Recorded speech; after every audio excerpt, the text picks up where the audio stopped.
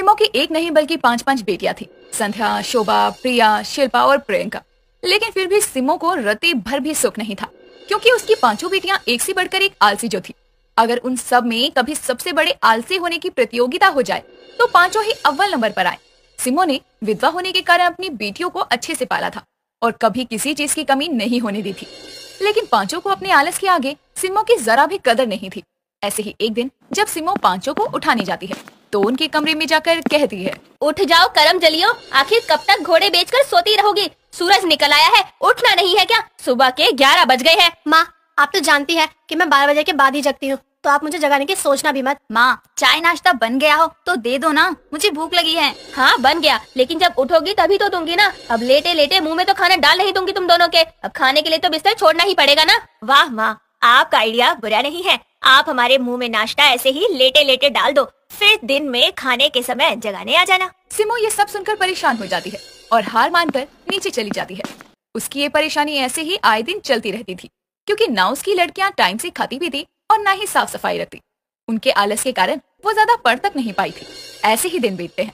एक दिन जब 5 हॉल में बैठकर टीवी देख रही थी तो सिमो वहाँ आकर कहती है, अभी 3 घंटे पहले जब मैं यहाँ आई थी तब भी तुम यही थी और अब भी यही हो। अरे उठ जाओ जरा, काम में मेरा हाथ बटा दिया करो। कल को किसी दूसरे के घर जाओगी तो तुम्हारे ससुराल वाले मुझे गालियाँ देंगे। माँ, ऐसे कैसे गाली देंगे? हमको सब आता है। और वो कहते हैं ना कि जब सिर पर पड़ती है तो इंसान सब कुछ करना सीख जाता है। देखना, हम लोग भी सीख जाएंगे। हाँ, भगवान खुद आएंगे ना तुमको सिखाने। और जब मैं तुम सबकी माँ होकर तुमको कुछ नहीं सिखा पाई तो खुद ब खुद तुम सीखने से रही। माँ, कितना बोलती हो आप। हम तो इतना बोलने में भी थक जाते हैं। आओ हमारे साथ बैठ जाओ, साथ में बैठकर कोई मूवी देखते हैं, बड़ा मजा आएगा। फिर आराम से जाकर सो जाएंगे। अगर मैं भी तुम 5 की तरह आलसी हो गई या टीवी देखने बैठ गई तो घर का काम कौन करेगा और खाना कौन बनाएगा? नहीं, मेरे पास तुम्हारे जैसे खाली समय नहीं है। एक काम करो, मैं मंडी से सब्जियां लेकर आती हूँ। गैस पर सब्जी चढ़ी है, 5 सीटी लगते ही गैस बंद कर देना, ठीक है? भूलना मत, और आलस तो बिल्कुल भी मत करना। सिमो इतना कहकर वहाँ से मंडी चली जाती है और जब वो वापस आती है तो देखती है कि उसकी 5 बेटियां अभी भी टीवी के आगे बैठी हैं।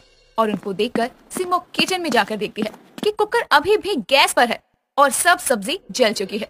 ये सब देखकर वो कुकर लेकर बाहर आती है और अपनी बेटियों को दिखाते हुए कहती है, तुम सब नालायकों के बस की कुछ नहीं है। मैंने तुमको बोला था कि 5 सीटी पर गैस बंद कर देना, तुमसे इतना भी नहीं हुआ। हाँ माँ, मुझे याद है आपने ये कहा था, लेकिन मुझे 5 सीटी गिनने में आलस आ गया। आप शोभा से पूछो ना, उसने बंद क्यों नहीं किया। माँ, मैंने 5 सीटी तो गिनी, लेकिन मुझे रसोई में जाने में आलस आ गया तो मैं गैस बंद करके नहीं आई। पर प्रिया तो रसोई में गई थी, आप उससे पूछो गैस बंद क्यों नहीं की उसने। मैं रसोई में गई तो थी, लेकिन मुझे गैस बंद करने में आलस आया और मैंने नहीं किया। ये सब होते हुए देखकर सिमो प्रियंका से कहती है, क्यों री, तू तो इन सब में सबसे बड़ी है, तूने कुछ क्यों नहीं किया? माँ, बाद में बताऊंगी, अभी मुझे जवाब देने में आलस आ रहा है। सिमो का गुस्सा ये सब सुनकर आसमान पर पहुंच जाता है।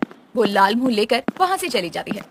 जिसके बाद एक दिन जब वो परेशान होकर अपनी गली में टहल रही थी तो मिश्रा जी उसके पास आकर कहते हैं, क्या बात है सिमो जी, बड़ी परेशान नजर आ रही हो। आज आप रोज से भी ज्यादा परेशान हो। अगर पड़ोसी ही पड़ोसी के काम नहीं आएगा तो कैसे चलेगा? मिश्रा जी, जिसकी 5 आलसी बेटियां होंगी वो परेशान नहीं होगी तो क्या होगी? छोड़िए आप ये सब, मेरा दुखड़ा सुनने से कुछ नहीं होने वाला। कौन सी मेरी बेटियां आलस छोड़ देंगी? सिमो जी, आप भी ना, बस इतनी सी बात। बेटियां कितनी भी आलसी क्यों ना हो, लेकिन माँ की तकलीफ नहीं देख सकती। बस आप भी यही करना। क्या मतलब आपका? मैं कुछ समझी नहीं, आप सीधा बताइए, पहेली क्यों बुझा रहे हैं?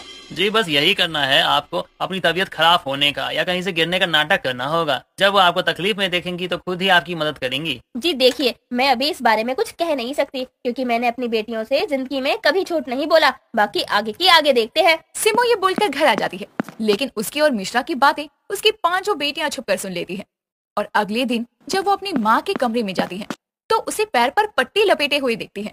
तो उसके पास जाकर वो कहती है, माँ उठो, भूख लगी है, 12 बज चुके हैं, हमें नाश्ता बना कर दो। कुछ दिन घर तुम संभाल लो, मेरे पैर में जरा मोच आई है, डॉक्टर ने चलने फिरने से मना किया है। माँ, मोच आई है, ज्यादा बड़ी बात नहीं है, चलो उठो और हमारे लिए कुछ बना दो जल्दी से और बढ़िया सा। आपको पता है कि हमको आलस आता है और काम करना जरा भी पसंद नहीं है, फिर भी अब तक आपने हमारे लिए नाश्ता नहीं बनाया। सिमो ये सुनकर आंखों में आंसू भरकर उठती है और रसोई की तरफ बढ़ने लगती है, लेकिन वो रास्ते में ही गिर पड़ती है, जिसे देखकर शिल्पा कहती है, माँ, नाटक करना तो कोई आपसे सीखे।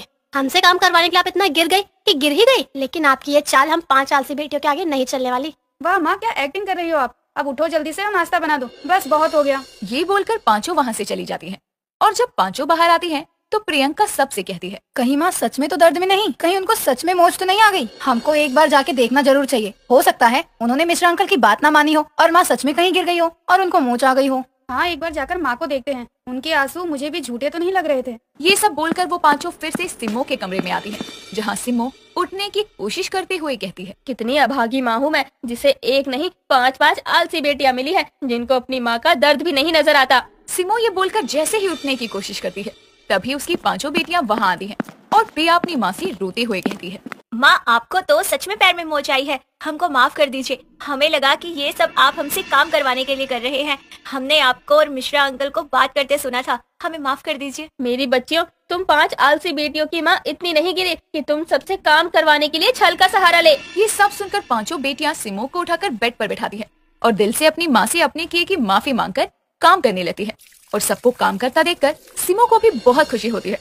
सब काम करने के बाद अपनी माँ के लिए नाश्ता लेकर आती है और कहती है, माँ लो नाश्ता कर लो और जल्दी से दवाई ले लो और आप अच्छे से आराम करो, क्योंकि आपको जल्दी से ठीक होना है ना। मेरी बच्चियों, मुझे माफ कर दो, आज मेरी वजह से तुम सबको घर का सारा काम करना पड़ा। माँ माफी तो हम सबको आपसे मांगनी चाहिए, जो बर्ताव हमने आपके साथ किया। आज इतना सारा काम करके हमको एहसास हुआ कि आप अकेले सब कैसे संभालती हैं। अब से हम सब मिलकर काम बांटकर किया करेंगे और आप आराम करना। ये सुनकर सिमो भी खुश हो जाती है और अपनी पांचों बेटियों को गले से लगा लेती है और पांचों बेटियां अपना आलस भूलकर अपनी माँ की खूब सेवा करती है और सबके साथ खुशी से रहती है। दोस्तों, उम्मीद है आपको हमारी ये कहानी पसंद आई होगी।